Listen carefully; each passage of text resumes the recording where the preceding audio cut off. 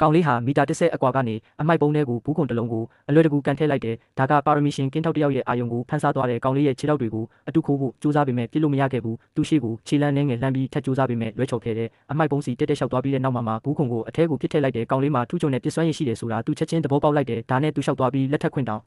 လိုက်တဲ့ကောင်လေးကမီတာ30အကွာကနေသူ့ပါဆက်ထဲဒင်းကားပြားတစ်ပြားပစ်ထည့်ရတယ်သူအောင်မြင်ရင်အံ့ဩစရာတစ်ခုရလိမ့်မယ်ကင်းထောက်ကမီတာ30နောက်ဆုတ်လိုက်တာနဲ့ကောင်လေးကဒင်းကားပြားကိုပေါ့ပေါ့တန်တန်ပစ်ချလိုက်ပြီးဒင်းကားပြားကသူ့ပါဆက်ထဲတက်တက်ကျသွားတယ်ကင်းထောက်ကသူ့ကိုဘတ်စကတ်ဘောအသင်းထဲဝင်ဖို့ချက်ချင်းဖိတ်ခေါ်လိုက်တဲ့နေ့စဉ်လေ့ကျင့်ရေးအတွင်းမှာကောင်လေးဟာတည်ငြိမ်တဲ့ပစ်ချက်တစ်ခုမှမလွဲခဲ့ဘူးဒါပေမဲ့သူ့အသင်းဖော်တွေကသူ့ကိုအထင်ကြီးလေးစားခြင်းမရှိခဲ့ကြဘူးသူလုံနိုင်တာကပြစ်တာပဲ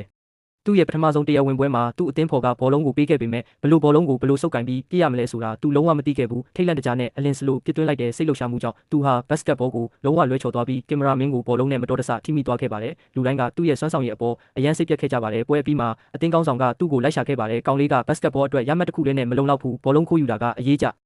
ဤတယ်လို့သူပြောခဲ့ပါတယ်ပြီးတော့သူဟာအထင်ကြီးလောက်เสียဆွမ်ဒန်ကိုပြုလုပ်နိုင်ခဲ့ပါတယ်ကောင်လေးကချက်ချင်းပဲအမှန်တရားကိုမြင်တွေ့ခဲ့ပါတယ်အဲ့ဒီအချိန်ကစပြီးသူဟာတခြားသူတွေထက်အများကြီးပိုစူးစမ်းလေ့ကျင့်ခဲ့ပါတယ်သူ့ရဲ့ဘောလုံးခိုးယူမှုစွမ်းရည်ကိုလေ့ကျင့်ဖို့နေတိုင်းဘတ်စကားရဲ့နောက်မှာချီနှောင်ထားခဲ့ပါတယ်ဒါအပြင်အတွေ့အကြုံရဲ့လမ်းဘေးဘောလုံးကစားသမားတွေစီကနေတိတ်တိတ်လေးတင်ယူခဲ့ပါတယ်သူ့ရဲ့ဒုတိယပွဲစဉ်ကိုမကြခင်မှာကစားခဲ့ပါတယ်သူ့ရဲ့ဆိုးရွားတဲ့ပွဲဥထွက်စွမ်းဆောင်ရည်ကိုမျှ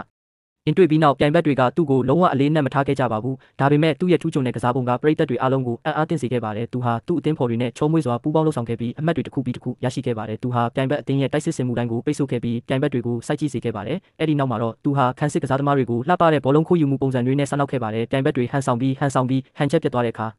သူဟာသုံးမလိုင်းစီကိုမောင်းနှင်ပြီးတက်တက်ခုန်တက်ကအနိုင်ရတဲ့ကန်ချက်ကိုအားကုန်သုံးပြီးကန်သွင်းခဲ့ပါတယ်